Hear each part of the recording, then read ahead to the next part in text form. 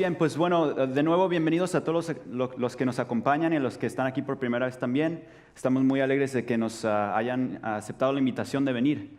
Entonces, bueno, el día de hoy quisiera hablarles de un tema muy personal, de un tema que creo que nos sucede a todos. Seguramente en alguna ocasión a nosotros nos han traicionado. Hemos sido traicionados por alguien y hablar de traiciones nunca es fácil. Pero siempre necesitamos saber qué hacer en los momentos más difíciles de nuestra vida. Entonces, en especial cuando te traiciona alguien muy cercano, algún familiar quizás, alguien de mucha confianza, jamás es fácil. Pero en la historia de hoy veremos una situación familiar difícil en la vida del rey David y aprenderemos qué hacer en momentos así. David sigue siendo rey, como dice la canción. Y él está pasando por algunos problemas familiares muy graves, o sea, un drama familiar. Creo que si el drama familiar fuera una persona que se llamara Drama y se apellida Familiar, creo que todos lo conoceríamos muy bien, ¿no?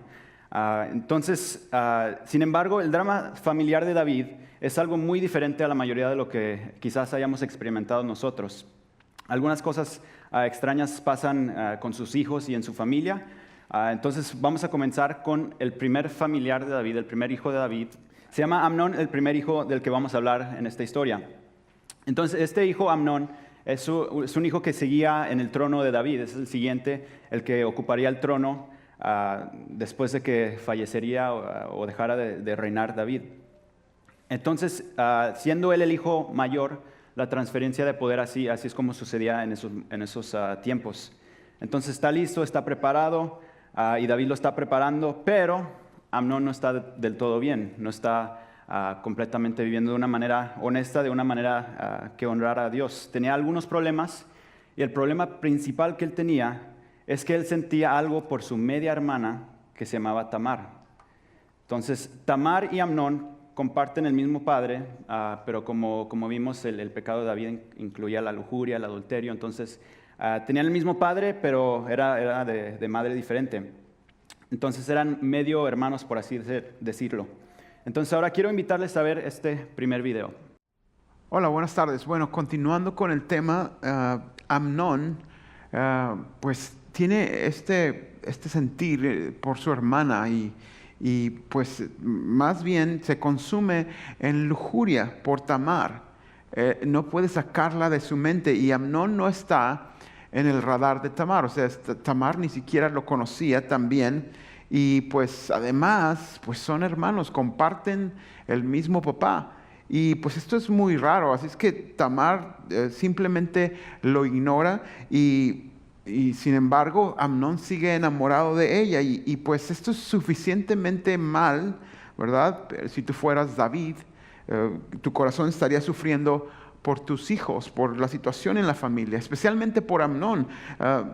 Como David pensaba, su hijo va a tomar su lugar un día, él va a ser un rey, tanta esperanza que tiene David en él, y tiene que reconocer que aunque él quiere que sea su sucesor como rey, pues Amnón es un pervertido y le gusta su hermana. Entonces, así que si eso no fuera lo suficientemente malo, algo más sucede. Amnón pues no puede captar la atención de su hermana Tamar, y así que él se finge estar enfermo.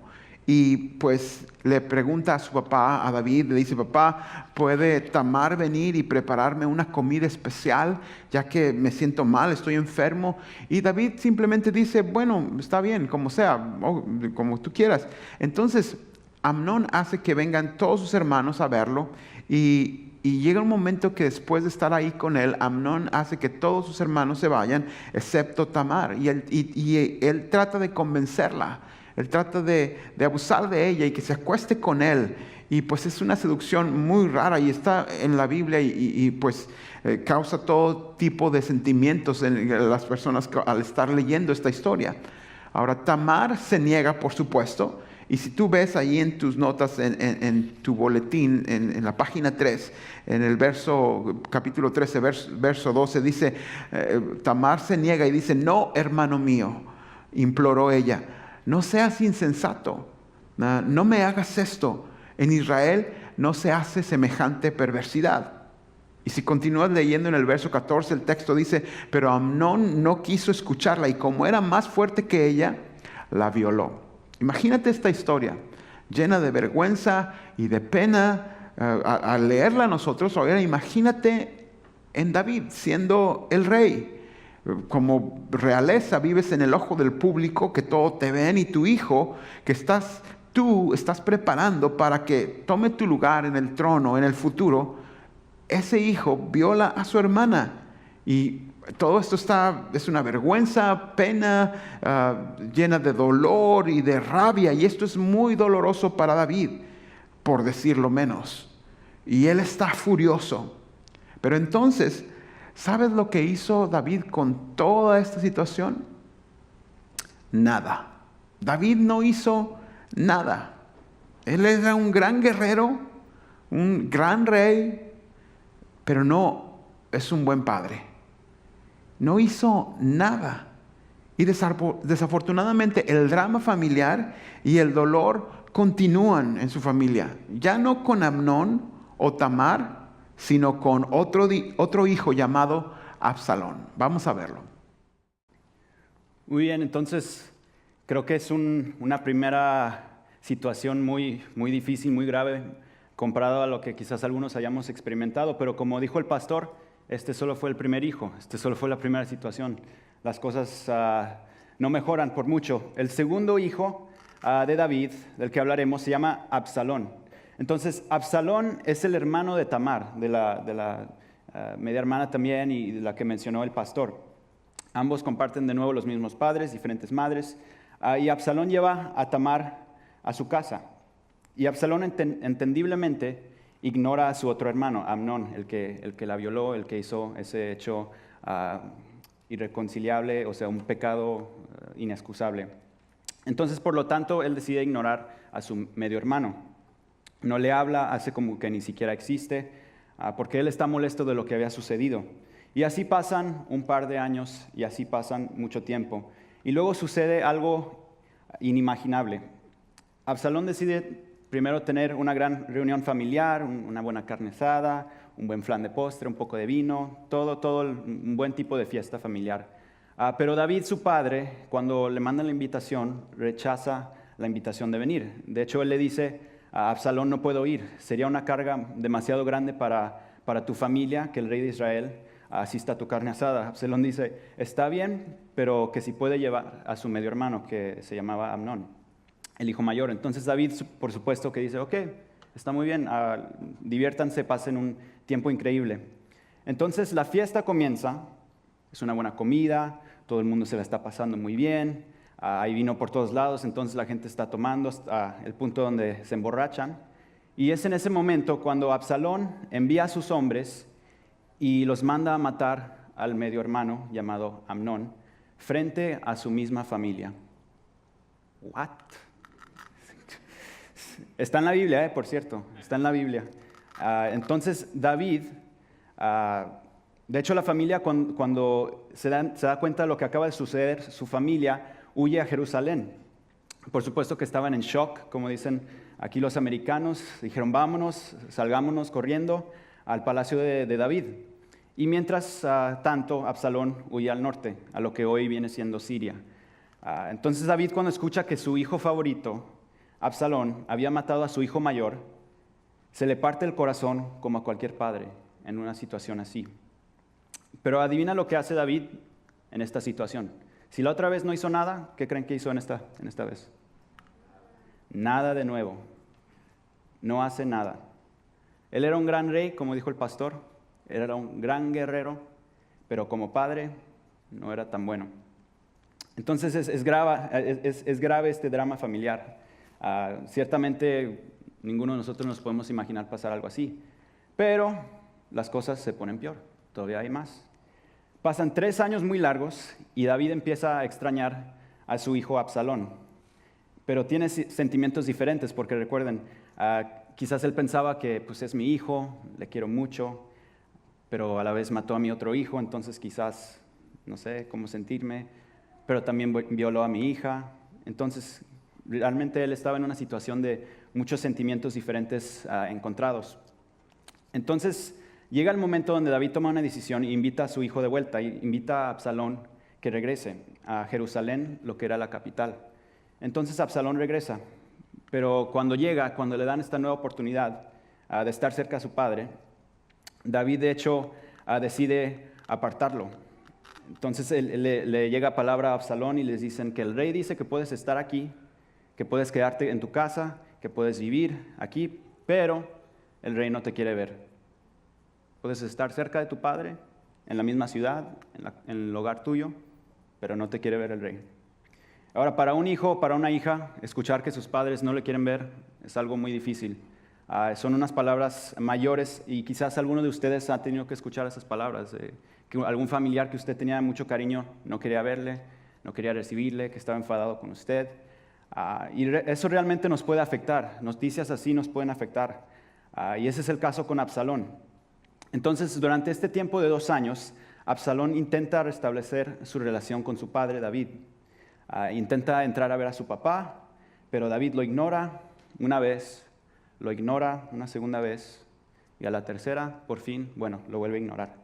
Así que Absalón se pone furioso. Es como si fuera prisionero en su propia casa. Y yo siempre he pensado que sin la familia un hogar no es un hogar, ¿no? O sea, estés donde estés, yo creo que la familia es una gran parte de un hogar. Entonces, pues él se pone a pensar, pues, ¿por qué estoy aquí? Aunque sea mi casa, pues mi familia no me habla. Entonces, ¿por qué me regresé a vivir aquí? Entonces él, en sus sentimientos de tristeza, de enojo, empieza a actuar de una manera equivocada. Él quema la granja de Joab, el que era el comandante de David. Entonces, el mismo que hablamos hace una semana, que se coló por la tubería para entrar a Jerusalén, ese mismo Absalón le quema su granja. Entonces empieza tomando decisiones incorrectas, actúa mal, pero todo por el motivo de tratar de llamar la atención de su padre David. Entonces, por fin, después de un tiempo lo logra y su padre hace que se reúnan. Pero como ya pudimos imaginarnos, no todo estaba bien. Absalón todavía tiene un profundo resentimiento contra su padre David. Entonces en el versículo 3 dice, entonces Absalón le decía, usted tiene muy buenos argumentos a su favor. Es una pena que el rey no tenga disponible a nadie para que los escuche. O sea que él estaba derribando el liderazgo de su papá. De nuevo, un movimiento muy político. Versículo 4 dice, qué lástima que no soy el juez, porque si lo fuera, todos podrían traerme sus casos para que los juzgara y yo les haría justicia. Es una lástima que mi padre no pueda verte. Probablemente tomará semanas o meses. Sin embargo, si yo estuviera a cargo, me moviera rápido. Es una pena. Entonces, aquí vemos una clara traición al liderazgo de su papá. Ha estado intentando derribarlo. Y es obvio cuáles son sus intenciones. Y bueno, quiero que miremos esto. Absalón hizo esto no solo por un mes, ni 6, ni solo 1 año, ni 2. Este hábito que él formó lo hizo por 4 años. 4 años de hacer campaña en contra de su padre, 4 años de estar en la entrada de la ciudad intentando quebrantar la capacidad del reinado de su papá. Y bueno, quiero que veamos los resultados. Aquí dice en el versículo 6, Absalón hacía esto con todos los que venían al rey por justicia, y de este modo se robaba el corazón de todo el pueblo de Israel. Entonces, aquí vemos que su campaña y su rebelión le estaban trabajando a su favor. La gente lo quería, la gente le tenía mucho cariño. Y después de 4 años, Absalón se da cuenta de esto y él sabe que él tiene la lealtad de la gente. Dice el versículo 10, si pueden seguir conmigo. Pero mientras estaba allí, envió mensajeros secretos a todas las tribus de Israel para iniciar una rebelión contra el rey. Tan pronto como oigan el cuerno de carnero, decía el mensaje, debían decir, Absalón ha sido coronado rey en Hebrón. Ahora, Absalón es un político. En el día de hoy le iría muy bien. Enviaba mensajeros a ciudades estratégicas, a ciudades económicas importantes, y en cierto día, a cierta hora, él planeaba anunciar que él había sido coronado el rey en Hebrón. Esta fue lo que sería como el día de hoy la primera vez que se mandó una alerta presidencial. No sé cuántos de ustedes les llegó el mensaje de texto hace unas semanas desde la Casa Blanca, una alerta presidencial. Pero bueno, si nos fijamos, vemos que esto lanzaría su movimiento muy rápidamente hacia el éxito. Quizás la gente lo iba a aceptar, iba a pensar, pues Absalón es el nuevo rey. Tal vez David se murió, tal vez se retiró, tal vez algo le pasó, que por supuesto no fue el caso, no era el caso. Pero veamos si fue así. La gente no sabía el por qué, pero como él se había ganado sus corazones, le tenían confianza y la gente se alegró, a pesar de que en realidad nada de esto había sucedido. Ahora quiero que veamos este siguiente video. Muy bien, pues entonces ahora David ya tiene más de 60 años, está en sus 60, más de 60 años y ya pues es un adulto, ya es grande de tiempo, ¿verdad? Ya casi llegando al borde de ser ya un anciano, llega al final de su carrera y de su vida y pues su mundo a esa edad se derriba, se derrumba.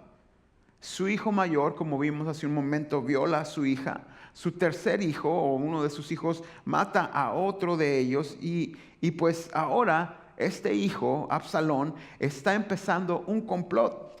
Y esto es muy difícil, esto es agravante, frustrante. Es un dolor de los que tú y yo hemos tenido en alguna situación, que hasta el estómago nos duele. David es un rey famoso, es un guerrero famoso, pero un papá infame. La nación de Israel está a punto de dividirse una vez más. Y nada menos que por su misma familia, por su propia carne y sangre. En el verso 14, si lo leemos juntos, dice, entonces debemos huir de inmediato. Si no será muy tarde. David le dijo a sus hombres, apresúrense. Si salimos de Jerusalén antes de que llegue Absalón, tanto nosotros como la ciudad nos salvaremos del desastre. Eso es realmente pues muy nice, muy amable de parte de David. Él está pensando, hey, muchachos, soldados, si luchamos contra esto, si defendemos la ciudad, mi hijo va a asumir que toda la ciudad está de mi lado y pondrá a toda la ciudad contra su espada. Es decir, va a acabar con la ciudad. Así es que salvemos sus vidas y vámonos. Esto es muy nice de parte de David, muy amable, pero también al mismo tiempo uno puede detectar aquí que David ya tiene un corazón roto, en derrota. David no está acostumbrado a esto. Ha vivido una vida de poder, de éxito, de fama, y ahora su propio hijo, y al parecer que ha hecho todo esto, y una vez más David se encuentra aquí, asimismo una vez más como un fugitivo. Después de tantos años, ahora en esta vez ya no tiene 20 años como la primera vez que anduvo escapando, pero ahora ya en sus 60 años, más allá de 60 años. Y la historia está medio tensa, ¿no? Pero se vuelve aún más interesante, porque David está huyendo con sus hombres y entra a Absalón, a Jerusalén, con su gente, y alguien le está esperando. Es uno de los asesores de David, y su nombre es Aitofel. Son unos nombres muy particulares los que se ponían en esos tiempos en la Biblia, gracias a Dios por ahora que les ponemos Andrés, Juan, Pablo, a las personas el día de hoy, porque estos nombres tendría un dolor de cabeza. Pero bueno, este era un hombre mayor y este hombre había servido a David durante muchos años, pero como las cosas han cambiado ahora, visto la situación de la semana pasada, él decidió cambiar de equipo, o sea que hubo más traición para David. Entonces Absalón entra y le pregunta a esta persona, Aitofel, ¿qué debo hacer ahora? Porque soy novato. Mi papá acaba de irse, así que dame algunas opciones. Entonces Aitofel le responde, no descanses aquí, persigue a tu padre de inmediato. No dejes que se organice, no lo dejes reclutar gente. Está cansado, se fueron apurados. Entonces golpea ahora de una vez mientras la plancha está caliente, como dicen por ahí. Porque él todavía no ha establecido ninguna defensa. Entonces, si vas ahora, lo vas a atrapar, así que mátalo, y la gente con el que él está te seguirá de regreso a Jerusalén, y tú por fin serás el rey. Este fue el consejo que se le dio a Absalón de parte del que antes era consejero de David. Pero había otro consejero, otro nombre raro también, que se llamaba Usaí. Pero Usaí era un hombre leal. De hecho, se fue de la ciudad con David, pero cuando David se dio cuenta de que Ahitofel no estaba con ellos, David le dijo a este segundo consejero que quiero que vuelvas a la ciudad. Quiero que saludes a Absalón y finjas ser un buen consejero para él. Y quiero que frustres sus planes que están haciendo porque sé que Ahitofel, el traidor, le dará un buen consejo. Y quiero que tú le des a él un mal consejo. Entonces, esta persona que David manda, Usaí, entra al palacio y hace precisamente lo que se le pidió. Absalón dice, Usaí, ¿escuchaste el consejo de Ahitofel? ¿Qué dices? ¿Debo atacar ahora? Y esto es lo que le responde a Usaí. Bueno, le contestó Usaí, esta vez Ahitofel se equivocó. O sea, no hagas caso a Ahitofel, no hagas caso a lo que él dice, no es un buen consejo. Piénsalo. Y ahora el siguiente versículo dice, tú conoces a tu padre y a sus hombres, son guerreros poderosos. Puede que tenga 60 años, pero es experto. En este momento están tan enfurecidos como una osa a la que le han robado sus cachorros. Y recuerda que tu padre es un hombre de guerra con experiencia. Él no pasará la noche con las tropas. Se va a dormir en cuevas. Antes de que nacieras, él era un maestro en ser un fugitivo y esconderse de los guerreros de élite que eran los de Saúl. Así que básicamente le está diciendo, no vayas detrás de él, mejor quédate, mejor consolida tu poder, establece tu reinado. Serás más fuerte que el ejército de tu padre y luego podrás eliminarlo si así lo necesitas. Así que por ahora disfruta de tu trono, Absalón, actúa como un rey, no seas descuidado. Y Absalón de hecho pensó que era un gran consejo, pero Ahitofel, el otro consejero, ya sabía que el fin estaba cerca. Si David tiene tiempo, recuerden, él lo conocía muy bien, si David tiene tiempo, regresará como héroe y todo habrá terminado. Entonces, ¿qué creen que hizo esta persona, Ahitofel, justo después de esto? Muy bien, les diré, gracias por preguntar. Se fue a casa y se ahorcó. Sabía que todo se había terminado. Se fue a su casa y se ahorcó. De nuevo, todo esto está en la Biblia. Deberían leerla, es muy fascinante las historias que uno se encuentra en la Biblia. Pero bueno, después de un tiempo, la noticia vuelve a Absalón de que David se está escondiendo en una pequeña ciudad con un ejército. Y Absalón decide atacarlo y terminar con esta historia por fin. Y David sabía que tenían que defenderse y se prepararon para la guerra. Y debes recordar, como ya habíamos dicho, que David es un buen estratega. Lo ha sido desde muy joven. Entonces, él hace algo muy interesante y muy inteligente. Él divide a su ejército en 3 partes y establece un comandante para cada una de ellas. Y se sienta con los comandantes y les da instrucciones importantes, instrucciones para ser transmitidas a las tropas. Él les dice esto en el versículo 5. Dice, entonces el rey les dio esta orden a Joab, a Abisai y a Itaí.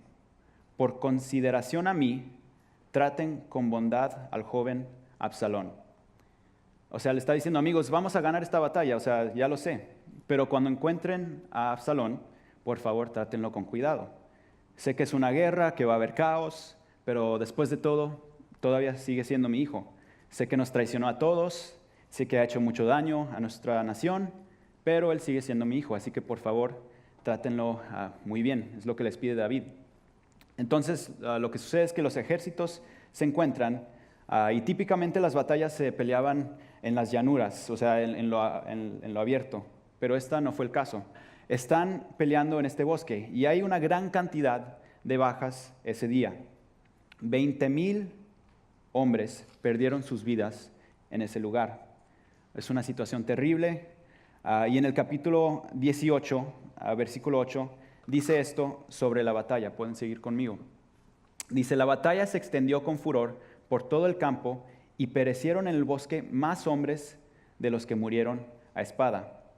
Y esto es lo que le pasó a Absalón. Esto es en lo que terminó su vida.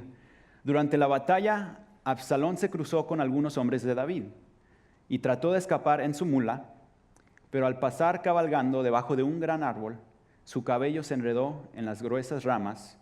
La mula siguió y dejó a Absalón suspendido en el aire. Ahora recuerden, él tenía mucho cabello, un cabello muy largo, Y bueno, mientras iba en el caballo, en la mula, de hecho como dice ahí, su cabello se queda atrapado en las ramas. Y una vez en una clase de los niños se contaba esta historia y el maestro dio una conclusión muy interesante. Dijo, es por esto, por situaciones como esta, que las personas no deben tener el cabello muy largo, por si algún día les pasa.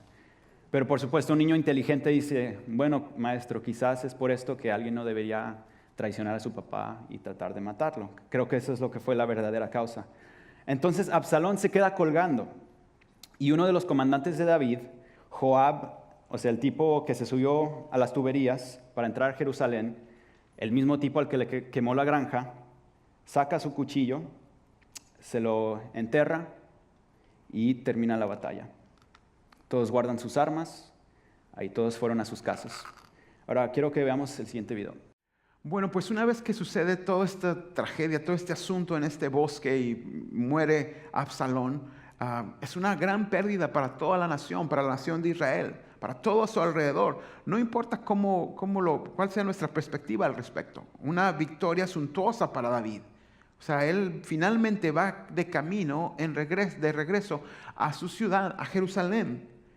En parte feliz de estar caminando de regreso a su casa, a su amada ciudad, pero muy destrozado, obviamente, por la muerte de su hijo. Y con todo esto que pasó. Esto es quizá un poco una nota aparte, ¿verdad? Considéralo como algo extra, pero quisiera decirte, no cambies tu casa por un reino. Es decir, no hagas este intercambio, no cambies tu casa por un reino. No puedo quizá meterme a la mente de David aquí en esta historia, pero no puedo evitar pensar que David, ¿cómo hizo este intercambio por su reino? En este sentido, por su hogar. Su hijo, como vimos, viola a su hija, su otro hijo asesina a su hermano. Entonces trata de avanzar en el reino David como no haciendo mucho caso en la situación, ignorando. Él puede ganar en el campo de batalla. David es un buen guerrero, pero no puede ganar en casa. La familia de David es un desastre. Es un dolor profundo para él, de seguro. Y si David hubiera sido tan estratégico en su casa como lo fue en la guerra, en la batalla, hubiera sido una mejor historia. Una vez más te quiero decir, no cambies tu casa. No intercambies tu casa por algo, por un reino, por lo que sea. Esto es algo que debo recordar personalmente y es algo que debemos recordar todos nosotros. Como la mayoría de ustedes, hay un impulso en mí para invertir más tiempo en el trabajo y menos en el hogar. Yo creo que todos batallamos con esto. No estoy tratando de presentarme aquí como una buena gente, pero en algunas ocasiones cuando estamos pasando tiempo en la familia, quizá tú te puedes identificar también con esto, de repente hay un pensamiento natural que llega a nosotros como empleados, como trabajadores, como personas de negocios, en el que, aunque es un pensamiento natural, está equivocado. Y de repente pensamos al estar con nuestra familia, yo pudiera estar haciendo algo mejor ahorita, pudiera avanzarle en mi trabajo, pudiera estar ahorita construyendo algo, tumbando algo, haciendo algo productivo para mi trabajo, para mi reino. Y a veces estamos con la familia y tenemos una mala actitud porque aparentemente no estamos haciendo nada de provecho. Ahora, la realidad es que en verdad, esta actitud que tenemos no es la verdad. O sea, el pensar que pudiéramos estar en un lugar mejor haciendo una cosa más productiva que estar con la familia, no es verdad. La realidad es que, ¿sabes? Algún día alguien más estará sentado en tu escritorio. Alguien más estará en el puesto que tú tienes ahora en el trabajo. Alguien más va a estar en mi lugar. Alguien más va a estar en el futuro predicando en esta posición o en mi oficina, sentado en mi lugar, en cualquier área de trabajo. Alguien más estará en nuestros lugares, en nuestros puestos. Pero a nadie más tus hijos le llamarán papá más que a ti. A nadie más le llamarán mamá más que a ti. En mi caso lo mismo, mis hijos a nadie más van a llamar papá sino solamente a mí. Mientras esté con ellos, desde pequeños hasta ahora de grandes, y todos tenemos que mejorar en esto y recordarlo una y otra vez. Así debemos estar siempre pendientes de nuestro trabajo, de nuestro reino, de lo que tenemos que hacer, que siempre tenga el lugar que debe de tener, pero que no tome el lugar de la familia. Así es que no debo cambiar. Esta frase la tenemos aquí. No voy a cambiar algo que solo yo puedo hacer por algo que cualquiera puede hacer. Es decir, en relación a nuestra familia. Muchas personas pueden y van a levantarse para tomar tu lugar en el trabajo. Vendrá otra persona. Alguien más va a limpiar, alguien más va a construir, alguien más va a tomar las decisiones que ahora tú estás tomando. En mi lugar también. Alguien más va a estar en mi lugar en el futuro. Mucha gente puede y se sentará en mi escritorio. No soy una superestrella y debo sacrificar realmente cualquier cosa para estar con la familia. Momentos de ser pastor tienen que ser sacrificados muchas veces por la mejoría de nuestra familia y no intercambiar mi casa por un reino, no intercambiar tu trabajo, las cosas que hacemos por nuestro hogar. Mucha gente lo hace. Algunos de ustedes lo están haciendo. Muchas personas pueden hacer lo que tú haces. Muchas personas pueden hacer lo que yo hago. Quizá no muchas, pero sí hay alrededor de nosotros. Pero nadie puede ser esposo para mi esposa y un papá para mis hijas y mi hijo. No mientras esté vivo. Lo mismo para ti. Eso es algo que solo yo puedo hacer para mi familia, para mi hijo, para mi esposa, para mis hijas. Y no debemos de cambiar eso. Tampoco tú deberías hacerlo y ahora mismo deberíamos hacer un análisis de cómo está esto en la familia. No cambies tu casa por un reino. Muchos dejan de ser padres para trabajar más, para festejar más, para vivir su vida. Y su historia termina con una angustia como la de David. Sé que la crianza de los hijos es difícil y con poca recompensa que se puede ver ahora mismo, pero es algo en que debemos de invertir. Cuando los niños están pequeños, los días parecen muy largos, pero los años son cortos y se acaba ese tiempo. Quiero aconsejarte, quédate ahí invirtiendo, invierte en la familia, quédate ahí y haz un balance en cómo hacerle, cómo ser sabio para que tu trabajo no tome el lugar de la familia. Y eso es algo que todos debemos hacer. No hagas este intercambio, no cambies tu casa por un negocio, por un aumento de sueldo, aunque siempre es bueno y debemos buscarlo, pero no a expensas de nuestra familia. Una década más tarde, David pues llega a su último día, muere en su palacio, más allá de sus 70 años, y vivió una vida larga durante todo este tiempo que hemos platicado su historia, una vida de grandes victorias y grandes momentos de fe, pero también una vida llena de momentos humillantes, de derrotas, de momentos de dolor y traición. Y pues a nadie le gusta que la historia termine mal y odio terminar con una nota triste, pero así es como termina la historia de David. Es un final triste, un final con una traición. Pero aún aquí, en esta lección, en esta historia, aprenderemos una lección poderosa. Pon atención a lo que sigue. Muy bien, entonces, como vimos, vez tras vez, historia tras historia de traición. Ahora, hasta este momento hemos tenido mucho conocimiento, hemos estado viendo acerca de muchos nombres, muchas personas en particular, pero lo que quiero que nos llevemos a nuestras casas el día de hoy es lo siguiente, es qué hacer cuando nos traicionan. Porque está bien todo lo de Ahitofel y Amnón y todo eso, pero ¿cómo nos puede servir a nosotros esto? Bueno, es lo que quiero compartir con ustedes. Cuando alguien te ha engañado, cuando la gente te trata muy mal, cuando te usan de chivo expiatorio en el trabajo, cuando te hacen sentir como el patito feo, ¿qué haces? ¿Qué haces en esos momentos? Entonces es lo que vamos a ver hoy. 4 cosas podemos hacer en estos momentos.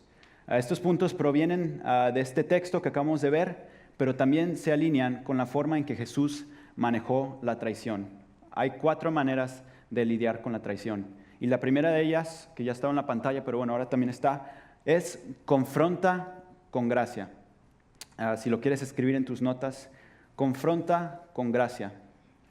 ¿Cuántos años estuvo Absalón en las puertas de la ciudad derribando el liderazgo de su padre? No sé si te acuerdas.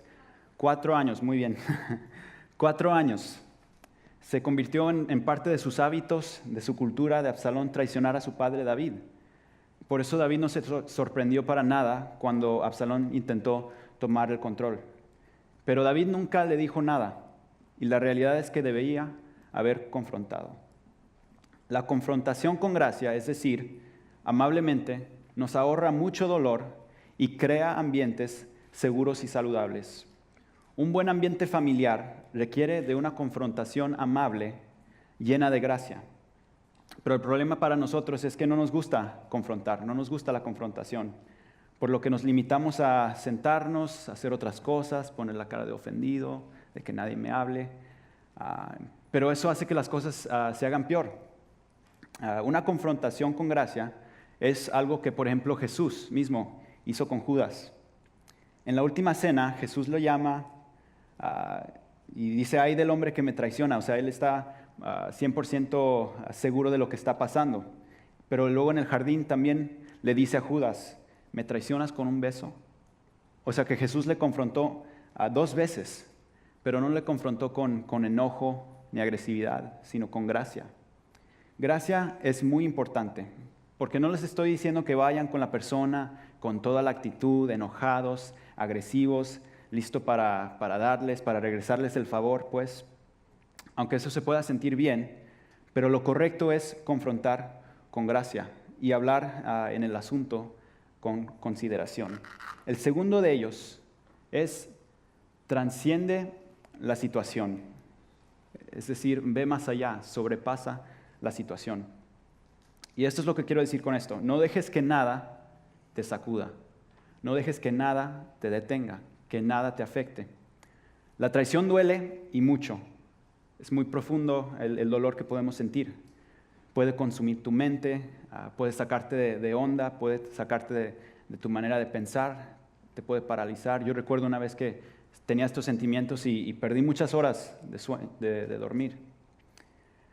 Pero lo importante no es quedarte en esa situación, es poder salir adelante. No te estoy pidiendo que actúes como que no te duele, porque el dolor es parte de nuestras vidas, pero no dejes que el dolor y la pérdida de confianza te impidan avanzar.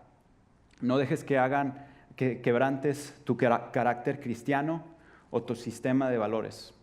Aunque seas traicionado, aunque experimentes eso, podrás salir adelante si mantienes tu carácter cristiano, tus valores y si te mantienes firme en tu fe.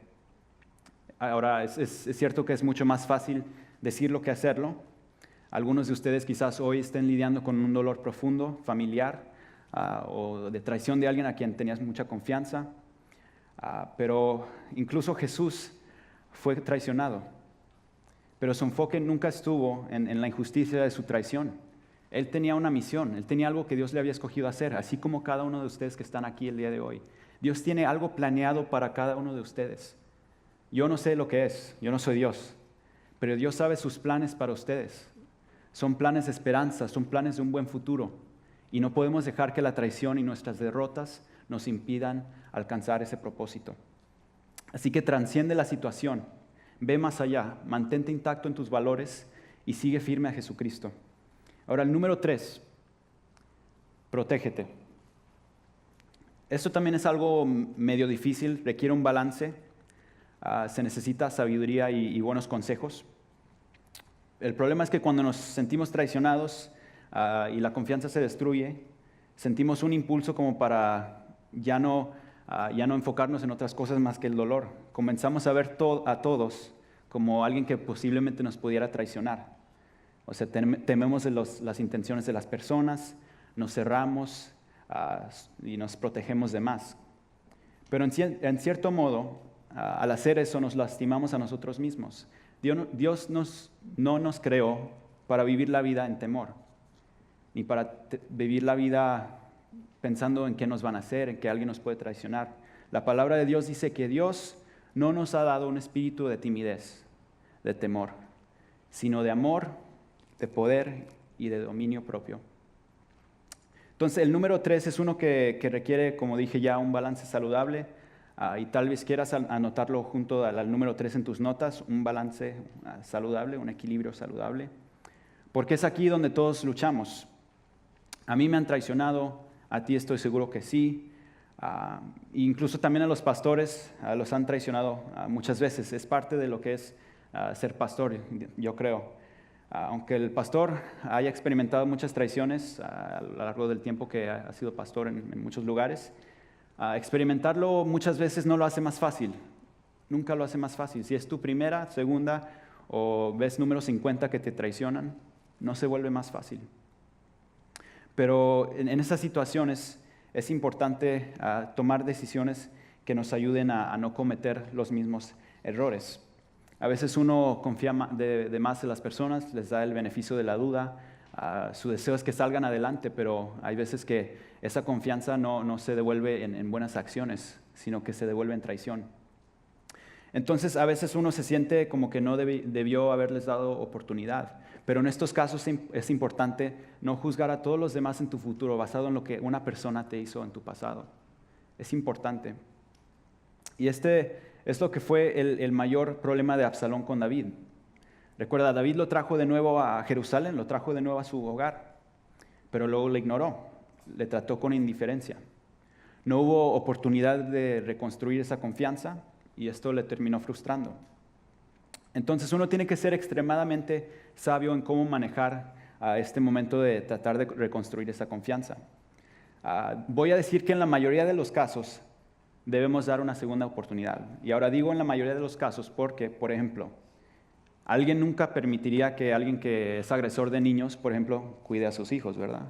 Hay situaciones muy específicas donde puede ser diferente el caso. Pero, por ejemplo, si tú estás saliendo con alguien, algún novio, una novia, y ves que te engaña, pues déjalos atrás, no son para ti. Si alguien te está traicionando la espalda y no se ve una intención de cambiar y hacer las cosas bien, quizás sea un momento de apartarte y seguir adelante. Pero si estás casado, por supuesto, es una historia diferente. No creas que a la primera traición los puedes dejar, ¿verdad? No. De eso ya hemos hablado y de eso volveremos a hablar. Pero en la mayoría de los casos debes darle a esa persona una nueva oportunidad para ganar tu confianza. Pero como dije, en algunos casos es trato hecho, ya no se puede hacer más y lo mejor para todos es simplemente seguir adelante y no volver a intentarlo. Ahora, gracias. La número 4, perdona y ama a tu traidor. Quizás sea la más difícil, pero es por eso que tenemos que hablar de ello. Es incluso difícil escribirlo, ¿no? Algunos de ustedes veo que les estaba temblando la pluma al escribirlo. Pero Jesús amaba a Judas. ¿Amó David a su hijo Absalón? Claro que sí. Recuerden que pidió que lo trataran bien. Es duro, es difícil para mí, es difícil para ustedes estas situaciones. Y eso que yo a mis 22 años no he experimentado el dolor que quizás algunos de ustedes ya hayan experimentado muchas veces.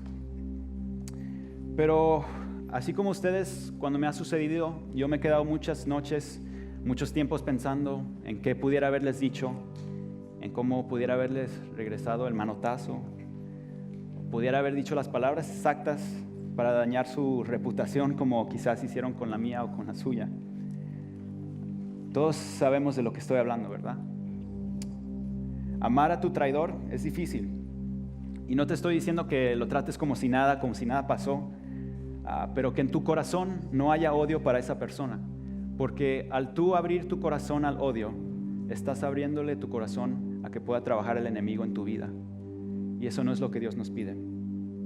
¿Qué tal si al abrir nuestro corazón, al perdonarlos y amarlos, nos vuelve a la sanidad?